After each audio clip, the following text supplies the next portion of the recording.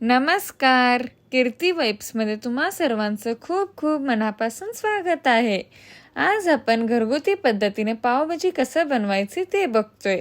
चला, इथे पॅनमध्ये तेल गरम करून घेतो. यामध्ये आपण मिरची घालूया.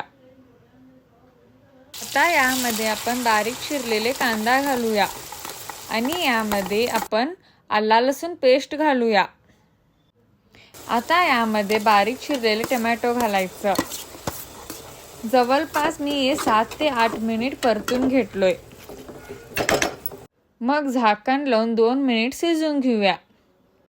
मी इथे बटाटा आणि वाटाणा उकडून मॅश करून घेतलोय. झाकण काढूया. आता हे छान शिजलेलं आहे. पुन्हा एकदा छान मिक्स करून घेऊया.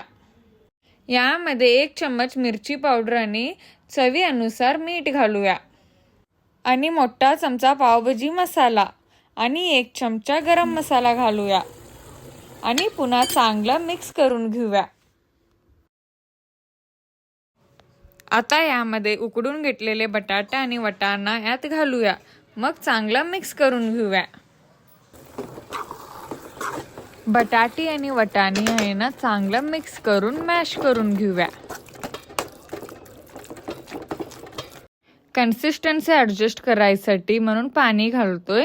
पुन्हा एकदा चांगलं मिक्स करून घेऊया. मग 4 ते 5 मिनिट चांगलं शिजवून घेऊया ते. मग यात बारीक कापलेलं कोथिंबीर घालूया.